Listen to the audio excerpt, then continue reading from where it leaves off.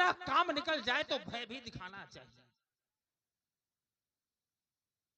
मैंने दो दो विकल्प दिए राजकुमार, और जब दोनों विकल्पों को नहीं माना गया तब मुझे कहना पड़ा नत मारे जइहे सब राजा।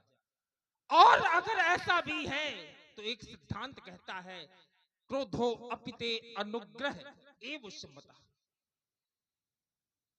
महापुरुष अगर किसी पर क्रोध भी करते हैं तो क्रोध की जब अधिकता होती है तो अनुग्रह होता है और फिर सहमति भी बनती है। तो महापुरुषों का क्रोध भी अच्छा होता है राजकुमार। अगर मैं इन साधुओं पर अगर क्रोध भी कर रहा हूं तो उसके क्रोध के मूल में कहीं ना कहीं इनका कल्याण भी छिपा हुआ है। तुमने कहा, हमारे भैया के द्वारा कहा गया, नाथ संबुधन भंजनी हारा हुई है, क्यों एक दास तुम्हारा आपका कोई दास होगा? लेकिन मैंने इसको दास स्वीकार नहीं किया, क्योंकि धनुष तोड़ने वाला मेरा दास कैसे दास नहीं हो सकता राजकुमार। एक सिद्धांत है और सिद्धांत कहता है कि दास से छोटा होता है सेवक। सेवक अगर अपने सेवक धर्म को स्वीकार कर ले तो परमात्मा भी कहते हैं पुनि पुनि सत्य कहो तो पाही मुह सेवक सम प्रिय को नहीं। लेकिन सेवक के अंदर छुपाव और दुराव नहीं होता। सेवक स्वयं कहता है कि मैं सेवक परिवार समेता नाथ न सकु जब आयश। उसके अंदर छुपाव नहीं होता। दास कभी ये नहीं कहता, सेवक कभी ये नहीं कहता कि कौन सेवक होगा। वो स्वयं कहता है, दास के अंदर कभी छिपाव नहीं होता, ना कभी दुराव होता। वो कहता है मैं सेवक। एक और प्रमाण देता हूं, सिर भर जाऊं उचित अस मोरा सबते सेवक धर्म कठिन। सेवक का धर्म भी सबसे कठिन है। और कैसा धर्म है? ये योगियों के लिए भी अगम्य है। सेवा धर्मम परम गहनम योगिनाम अपिगम्य। बहुत ही कठोर है। तो राजकुमार, सेवा अगर वो सेवक करने वाला होता तो वो छिपता नहीं, मेरे सम्मुख आता और कहता, अगर तुम्हारा भाई ही था तो उसे कहना चाहिए कि नाथ शंभु धनु भंजनी हारा तो पदरत में दास तुम्हारा। दासत्व में कभी अभिमान का बोध नहीं होता। तुम्हारे द्वारा कहा गया कि बहु धनु ही तोड़े लड़काई।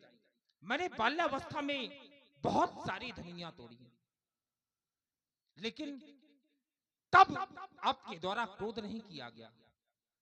और आज क्रोध तो क्रोध, लेकिन भीषण प्रदर्शन भी।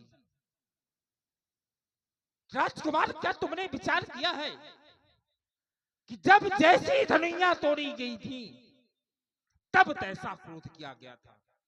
जैसी धनुइयां तोड़ी गई वैसा क्रोध किया गया, और आज जैसा धनुष तोड़ा गया वैसा क्रोध भी किया।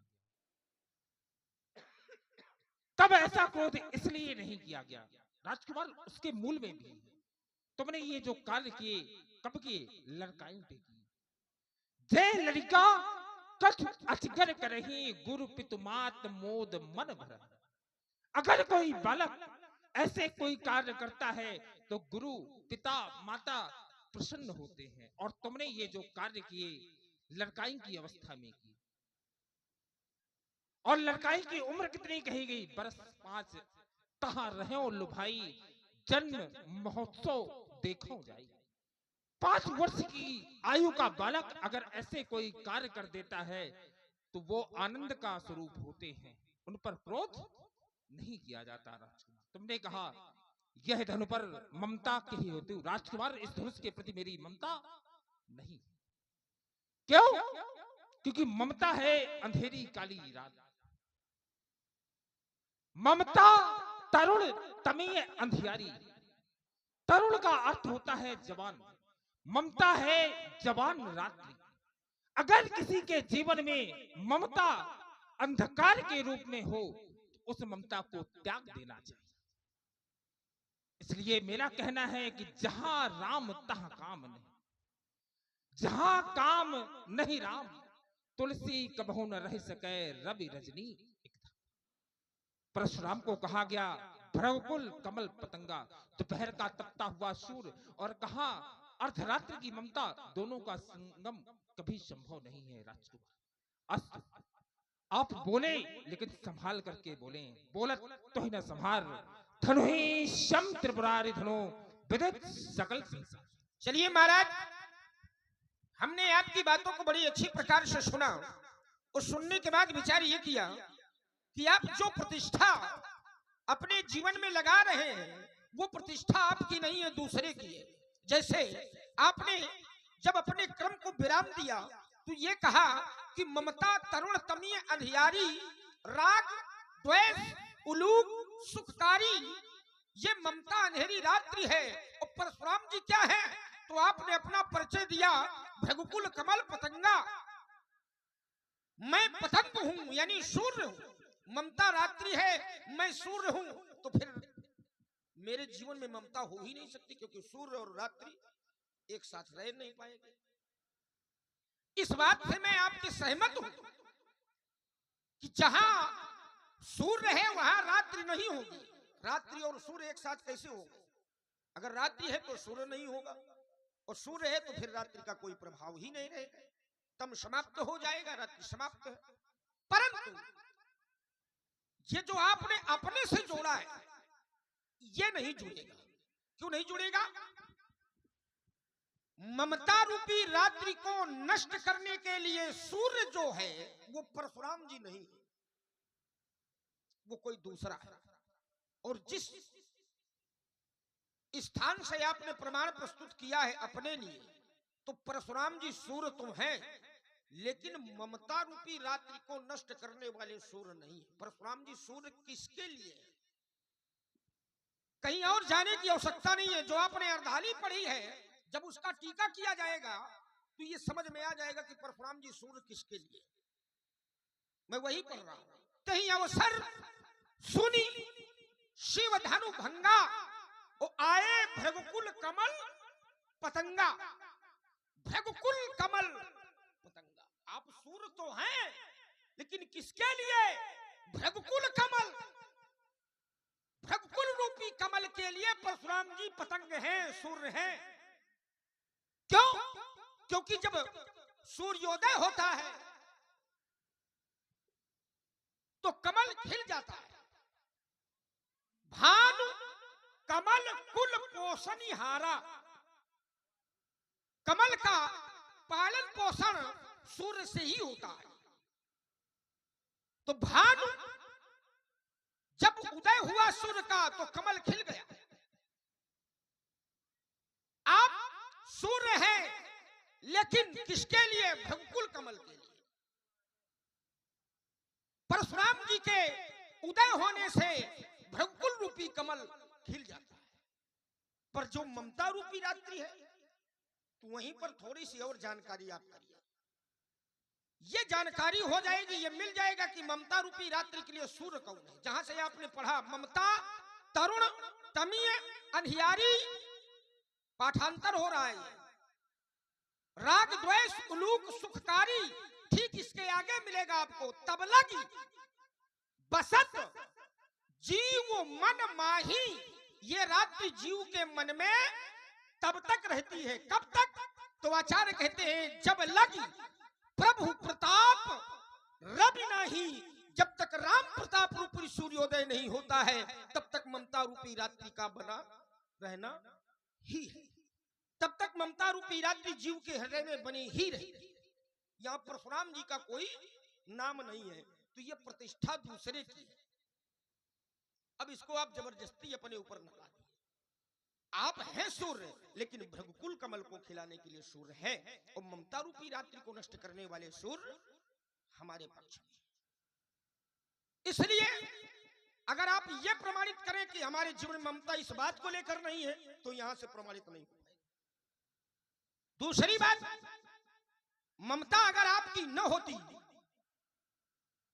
तो आपका आगमन न होता। क्यों? मैंने ये कह दिया कि ममता न करिए आप। ये जैसी ममता आप कर रहे हैं, ये ममता ज्ञानियों के लिए उचित नहीं है। सांसारिक ममता ज्ञानियों के लिए उचित नहीं है। सांसारिक ममता को ज्ञानी धीरे धीरे त्याग देते हैं, और प्रमाण भी ऐसा मिलता है। रस रस सूख सरित सर पानी और ममता त्याग करे ही जिमी। जैसे धीरे धीरे सरिताओं का पानी सूख जाता है, समाप्त हो जाता है, उसी प्रकार ज्ञानी व्यक्ति के जीवन से धीरे धीरे ममता भी समाप्त हो जाती है। तो आप ये जो सांसारिक ममता बना रहे हैं, ये आपके जीवन में होती ही नहीं है। ये हमने कहा, ये सांसारिक ममता कैसे होती है? जो कल था और आज नहीं है, उसके प्रति लगाव अगर बना है तो यही सांसारिक ममता। मैं ये नहीं कहता कि ममता नहीं होनी चाहिए। ममता तो काकभूषण जी के जीवन में भी है, लेकिन कैसी ममता है? यही तन राम भगति मैं पाई और ताते मुहि ममता अधिकारी। और इसी को प्रभु ने कहा है कि जो 10 स्थानों पर ममता होती है जीव की, जननी जनक बंधु सुत दारा तन धन भवन सुहृद परिवारा, तो ये सबके ममता ताग बटोरी और मम पद मणि। तो इसीलिए मैंने कहा कि ममता होनी चाहिए, पर कैसी? तो ममता प्रभु पद कंड। पर आपकी ममता कैसी है? आपकी ममता सांसारिक है। जो कल था आज नहीं है, उसके प्रति आपकी ममता है। और मैं कहता हूं ममता तो बनाइए, लेकिन किसके प्रति? जो कल था आज भी है और आगे भी रहे। तो ये ममता पारमार्थिक हो जाएगी। और जो आप कर रहे हो, जैसे धनुष कल था आज नहीं है, आपका लगाव धनुष के प्रति है, ये उचित नहीं है। दूसरी बात, आपने कहा महापुरुषों का क्रोध। बातें तो आपकी बहुत है, परंतु मैं कुछ विशेष बिंदु पर ही चर्चा करूंगा। आपने कहा महापुरुषों का जो क्रोध होता है, क्रोध से अनुग्रह होता है और अनुग्रह से भला होता है। आपने पढ़ा तो ठीक है, लेकिन समझाया गलत है। पढ़ा गलत नहीं है, आपने पढ़ा सही है, लेकिन समझाया गलत है। महापुरुष क्रोध करते हैं और क्रोध के बाद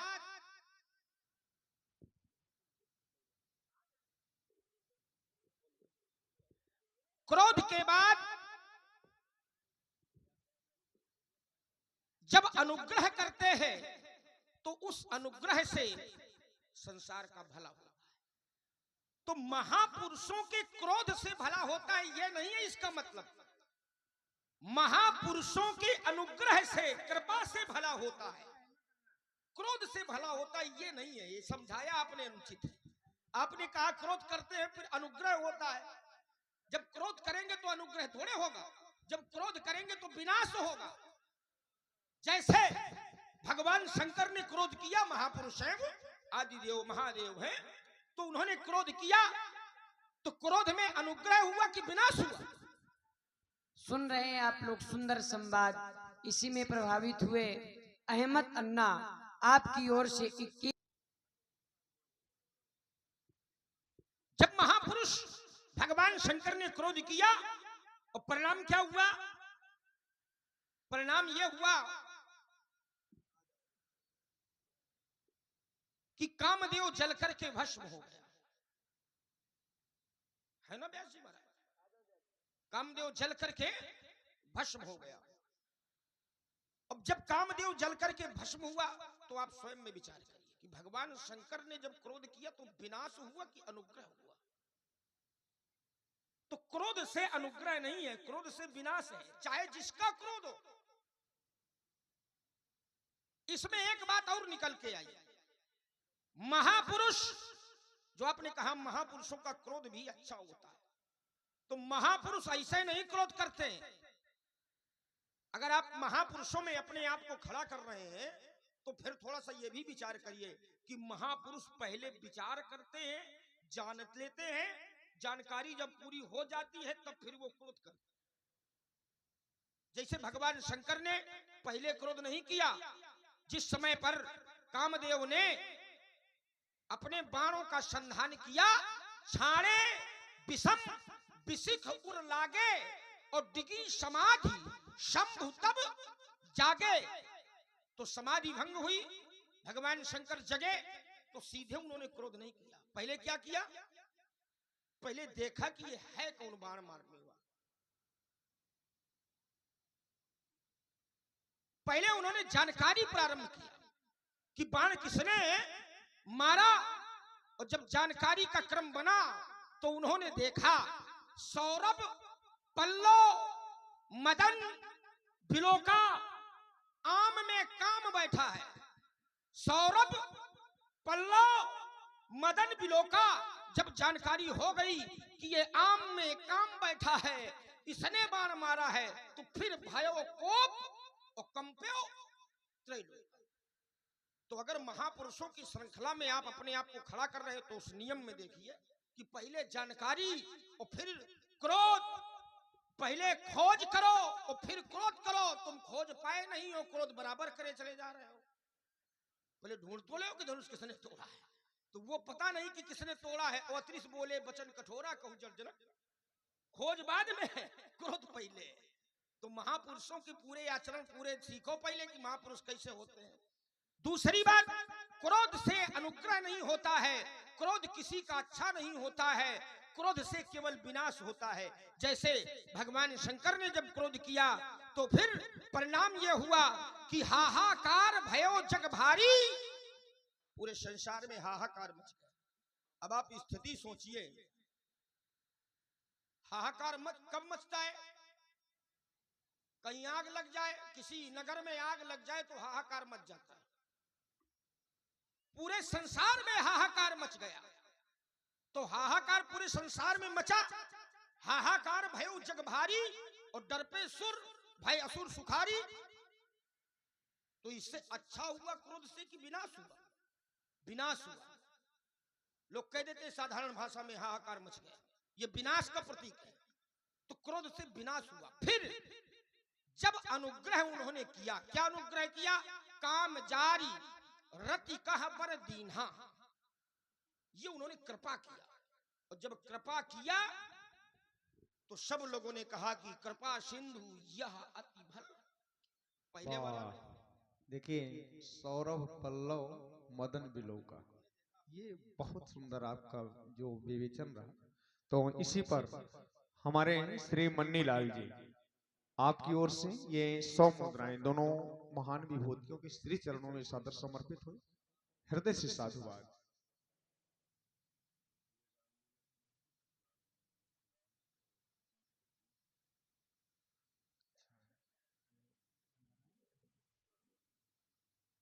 और देखिए हमारे श्री सुखलाल राणा जी, सुखलाल राणा जी और नारायण जी, आपकी ओर से 501 रुपए रामलीला समिति को सहयोग राशि और 51 पुष्प मुद्राएं दोनों विभूतियों के श्री चरणों में सादर समर्पित। बहुत बहुत धन्यवाद।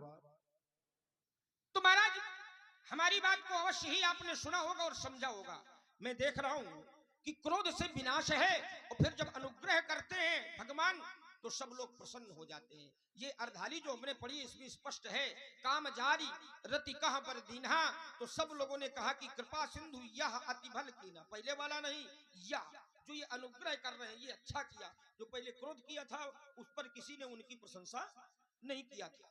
तो क्रोध चाहे जिसका हो, आपने कहा महापुरुषों का आप बचत कर रहे हो, मैं कह रहा हूं चाहे जिसका हो, क्रोध से विनाश ही होता है।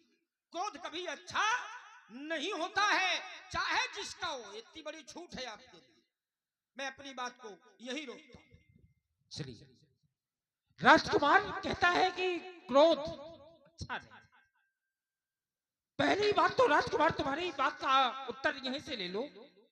तुमने एक बात कही, अगर आप अपने आप को महापुरुषों की श्रेणी में रख रहे हैं,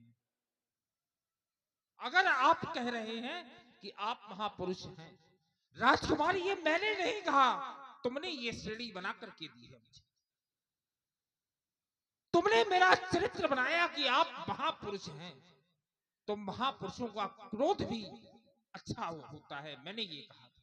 और कैसे अच्छा होता है व्यास जी? कहा गया है, अब आप आ गए हैं तो थोड़ा सा परिश्रम भी, अभी नहीं, बैठिए। कहा गया है कि निर्वाण दायक क्रोध जाकर भगत अब सही बस करी। क्रोध कैसा है? निर्वाण। क्रोध से क्या है? निर्वाण है। और भैया निर्वाण मिल जाए, अगर निर्वाण मिल जाए, अच्छा है कि बुरा है? किसी व्यक्ति को अगर निर्वाण मिल जाए तो वो अच्छा है। और क्या है? किया क्या गया क्रोध से? एक ही बाण प्राण हर लीना, और दीन जान प्रभु निज पद दी।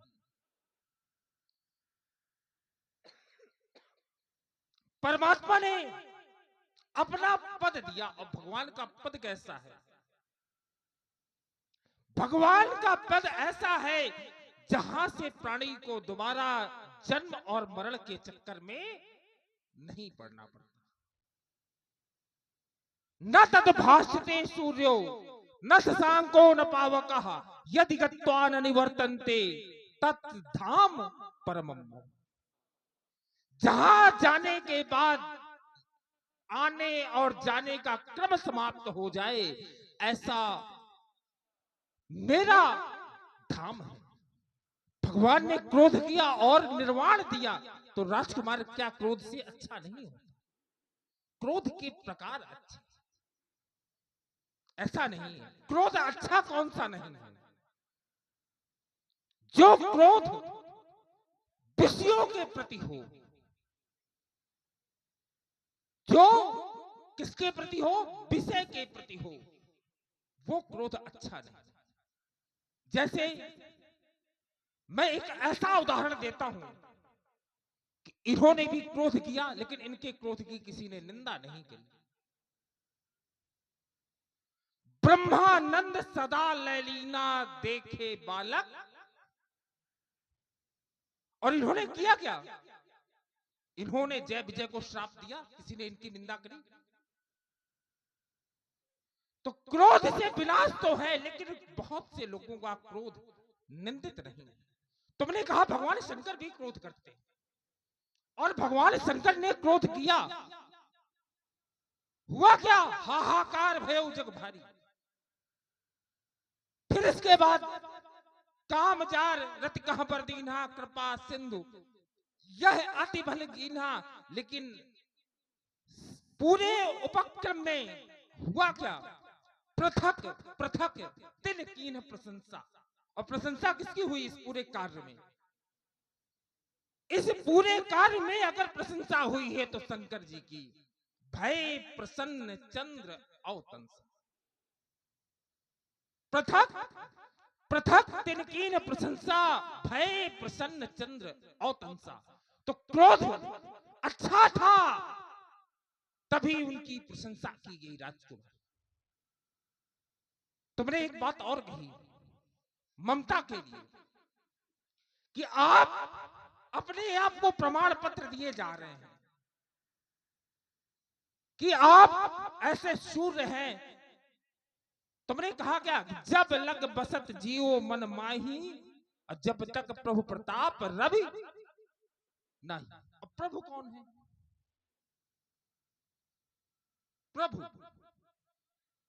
प्रभु है प्रभु समर्थ सर्वज्ञ सकल कला गुण धाम। प्रभु है भगवान शंकर, और वो सामर्थ्यवान है।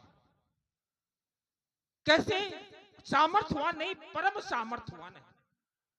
क्योंकि सामर्थ्यवान इस संसार में कौन है?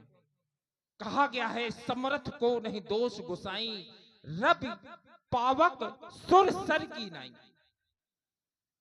सामर्थ्यवानों की श्रेणी में कहा गया रवि, सूर्य, पावक अग्नि, सुरसरी गंगा। भगवान शंकर के नेत्र रवि। भगवान शंकर अपने जटाओं में गंगा को धारण करते हैं। भगवान शंकर का एक नेत्र अग्नि भी,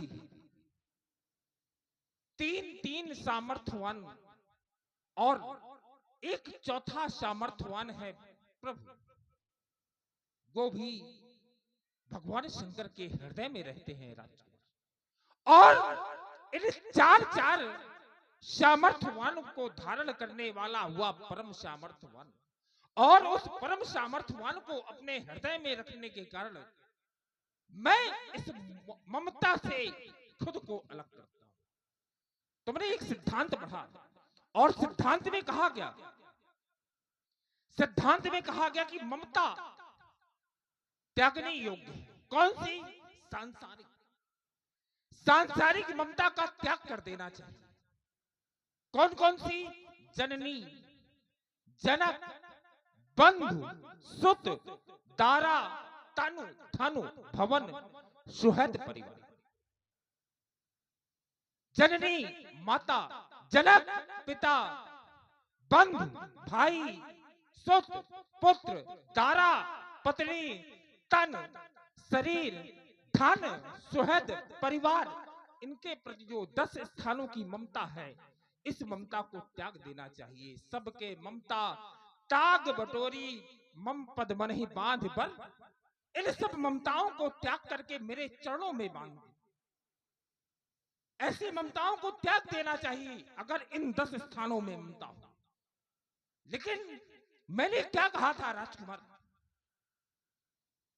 मैंने क्या कहा? मैंने तो नहीं कहा कि ये मेरे पिता का धनुष है। मैंने नहीं कहा कि ये मेरे भाई का धनुष है। मैंने कहा क्या था? नाथ शंभु धनु भंजनिहारा। तुम्हारे भैया के द्वारा कहा गया। मैंने कहा क्या? सुनहु राम जैसे धनु तोरा। किसका धनुष? शिव धनुष। तुम्हारे भाई के द्वारा भी कहा गया शंभु धनुष। ये मेरे आराध्य भगवान का धनुष। इसलिए मुझे राजकुमार इससे भक्ति है, श्रद्धा है, लेकिन इससे मेरी ममता नहीं। क्योंकि सिद्धांत कहता है, नारद भक्ति सूत्र में कहा गया है, पूज्येश अनुरागे व भक्ति। पूज्य के प्रति जो अनुराग होता है उसे हम लोग भक्ति कहते हैं। तो इस धनुष के प्रति मेरी भक्ति है, ममता नहीं। तुमने कहा, काकभूषण जी ने कहा है कि यह तन राम भगति में पाई, ताते मोह ममता अधिक। वहीं पर लिखा गया है, जैसे कुछ निज स्वार्थ होई, तापर ममता करे सब। जहां पर स्वार्थ है वहां पर सबको ममता करनी पड़ती है। स्वार्थी लोग ममता करते। ठीक।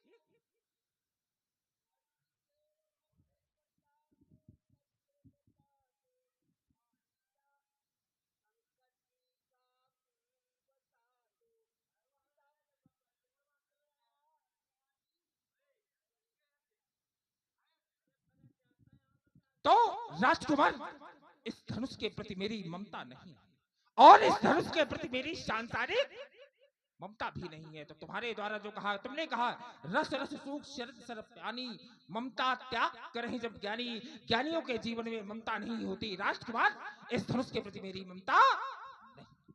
चलिए महाराज, बढ़िया रहा, आपका भी बढ़िया रहा, इनका तो बहुत बढ़िया रहा।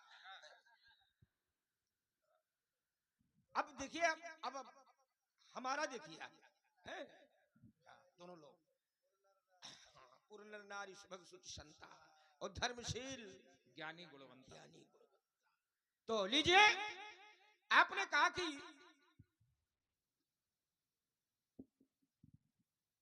भगवान शंकर का धनुष है। हमने कहा है, सुनो राम जी शिव धनु तोरा। हमने ये धन नहीं कहा कि ये धनुष हमारे भाई का है, हमारे पिताजी का है। आपने हमारी बात को समझा नहीं। हमने कहा था जो नष्ट हो सकता है या जो नष्ट होने वाली वस्तु है, उसके प्रति अगर हमारा लगाव है तो ये सांसारिक ममता है। तो ये ममता नहीं होनी चाहिए। और जो नष्ट नहीं हो रहा है, अनंत है, उसके प्रति ममता जब करते हैं तो वो पारमार्थिक ममता है जो होनी चाहिए। ये हमने कहा था। अब आपने कहा कि अगर हमने ये कहा हो कि हमारे पिताजी का धनुष है तो बताइए, अगर हमने ये कहा कि हमारे भाई का धनुष है तो बताइए। हमने तो कहा कि भगवान शंकर का धनुष है तो गुरु का धनुष है, इसलिए हमारी भक्ति है। अच्छी बात है, भक्ति है, गुरु जी का धनुष है तो आपकी भक्ति है, बढ़िया है। अच्छा, ये धनुष शंकर जी का है तो इतनी भक्ति है कि जिसने तोड़ दिया इन्होंने उसको शत्रु बना लिया। और जब शंकर जी के पुत्र गणेश जी का इन्होंने दांत तोड़ा तो इनकी भक्ति का पता नहीं था। भाई ये तो शंकर जी का धनुष है, वो तो शंकर जी के पुत्र थे गणेश जी, काहे दांत तोड़ा था, तब भक्ति कहां चली गई? अंची तो बताइए आप, अगर शंकर जी के प्रति इतनी भक्ति, इतने बड़े भक्त हो आप, तो उनके बेटे गणेश का दांत नहीं तोड़ना चाहिए। वहां श्रद्धा भक्ति कहां चली गई थी? भूल गए राव का कि गणेश जी के बाप शंकर जी हैं। आज याद आया कि शंकर जी का धनुष है। कितना बढ़िया बना करके बोलते हो आप। देखो एक बात बता, मैं जब तुम पहले तो शंकर जी के लड़का का दांत तोड़े बैठे हो तो फिर धनुष टूट गया तो तुम विरोध करने लायक है धन। हाँ, अब विरोध आप करना करना चाहिए। दूसरी बात, ये धनुष टूट गया। महाराज अगर धनुष बढ़िया था, नहीं टूटना चाहिए है, आपकी भक्ति है, थोड़ा विचार करिए। धनुष के प्रति आपकी भक्ति है क्योंकि शंकर जी का है। और आप आज से 16 पीढ़ी हो गए, भगवान शंकर ने किसको दिया था? देवराज को। देवराज के समय से ये धनुष मिथिला में रखा है। अब आपको पता है 16 पीढ़ी निकल गई, लेकिन आज तक परशुराम जी ने आकर के ये नहीं पूछा कि धनुष जिंदा है कि मर गया। भक्ति है इतनी तगड़ी। आज तक आपने आकर के जानकारी नहीं लिया कि धनुष किस हाल में। आवाज जब टूट गया तो पूरी भक्ति जाग रही है तुम्हारी। अरे कभी आते आप दर्शन करते, जहां भक्ति होती है वहां इतनी दूरियां नहीं होती। हाँ, कि हजारों वर्ष तुम दर्शन करने न जाओ, ऐसा होता है क्या? भक्ति है तो कम से कम आप आते, दर्शन करते, कभी 2 पुष्प ले आते, कहीं से अगर मिल जाते तो चढ़ा देते, प्रणाम कर लेते। अगर कभी आपने ऐसा किया होता तो हम मानते कि आपकी भक्ति है। ये कहो भक्ति नहीं, जबरदस्ती है। अच्छा, हाँ, ये सही है बेटा। कि किसने तोड़ा, अब हम उसको नहीं रहने देंगे। विरोध आपका अब हमें समझ में आ गया है। आपका विरोध धनुष के टूटने पर नहीं है। अच्छा, किसमें है फिर? आपका विरोध है कि जो धनुष टूटने के बाद होना। अच्छा, क्या हो? विवाह। अच्छा, विवाह से मेरा विरोध? विवाह से। अच्छा, क्यों? क्योंकि न करेंगे न करने देंगे। अच्छा, ऐसे है, हम समझ रहे हैं ना धीरे धीरे आपकी सारी चतुराई को। बढ़िया समझ रहे हो तुम। जब धनुष टूटा नहीं था तब आप नहीं आए विरोध करने की न तोड़वाओ, और जब टूट गया तो आप पहुंचो। वाह, ये निश्चित है कि धनुष जो तोड़ेगा उसी के साथ सीता जी का विवाह होगा। तो धनुष टूट गया, अब क्या होगा? अब होगा विवाह, तो अब पहुंचो। अच्छा, बाधा का है मां विवाह। तो धनुष टूटेगा, तुम्हें विरोध नहीं है, हम समझ रहे हैं।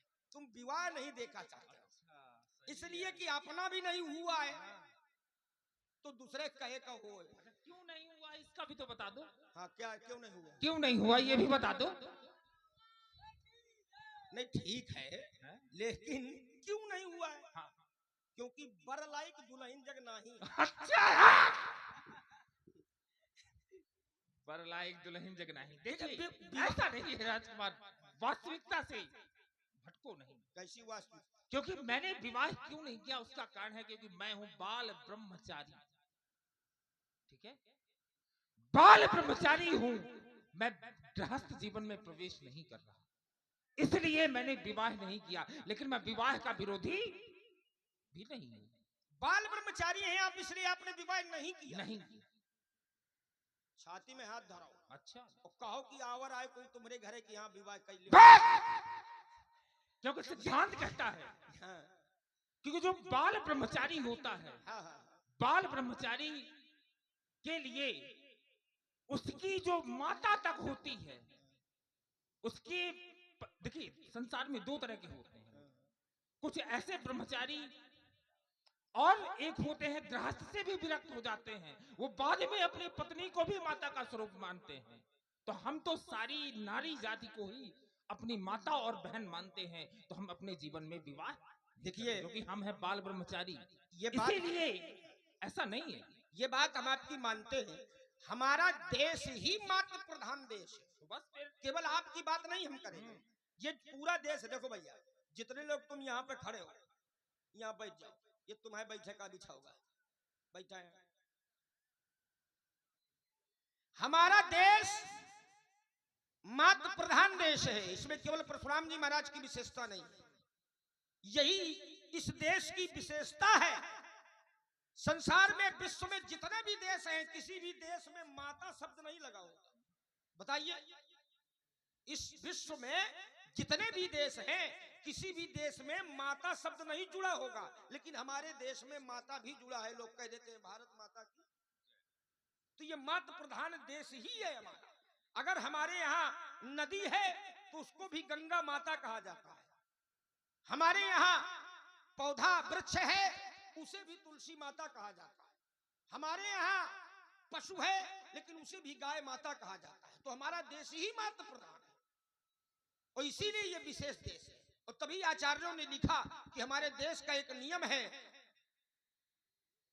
जननी सम जानही परनारी। अब रही आपकी बात, अब आपकी बात शुरू करते हैं। तो आपने विवाह इसलिए नहीं किया क्योंकि आप बाल ब्रह्मचारी हैं, वो आपके लिए सब माता है, अच्छी बात है। केवल अपनी माता को माता मान लिया होता, पत्नी को माता तो ठीक है, जब तुम अपनी माता का न माता मानो।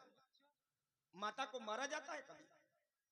जो पुत्र अपनी माता को मारे, आप उस पुत्र की प्रशंसा करेंगे, उसको अच्छा कहेंगे, अच्छे संस्कार वाला कहेंगे, शिष्टाचारी कहेंगे, सभ्य कहेंगे, पढ़ा लिखा कहेंगे? नहीं कहेंगे, कुछ भी नहीं कहेंगे, ये को शब्द नहीं लग पा रहा। जो अपनी माता को मारेगा, अपने पिताजी को मारेगा, उसे संस्कारी पुत्र नहीं कहा जाएगा। ऐसा कहा जाएगा उसे? ठीक है, तो आप कैसा कहा जाएगा ये बताओ? उसको क्या कहा जाएगा? अभी आप कुछ बड़े विज्ञ हैं, कहने की सुनो, कहाँ कुछ कहा गया है? लोग कुछ कहा गया हो तो बता दो। वो हम बता देंगे, आप ऐसा क्यों पूछ रहे हैं? चलो इसलिए ना, कहाँ कुछ कहा अपने गया है? बचाव का रास्ता खोज रहे हो आप, हमें नहीं, पता नहीं, है। बचाव का अब रास्ता देखिए, सब कोई खोजता है। तो महाराज कुछ भी हो, जब आएगा प्रसंग तो हम बताएंगे। आपका विवाह है, रही तो आपने विवाह किया नहीं है, ये सत्य नहीं है। आपका विवाह हुआ नहीं है, यही सत्य। अच्छा, क्यों? क्योंकि अगर कन्या पक्ष के लोग वर पक्ष के यहाँ पहुंचे और कहें कि आप हमारी कन्या को स्वीकार करिए, और फिर वो मना करे, तो ये तो हो जाएगा कि हमने विवाह नहीं किया। लेकिन अगर कोई अव्वय न करे तो फिर तो यही हुआ कि भा नहीं।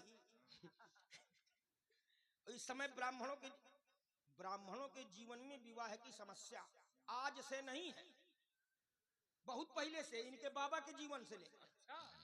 बहुत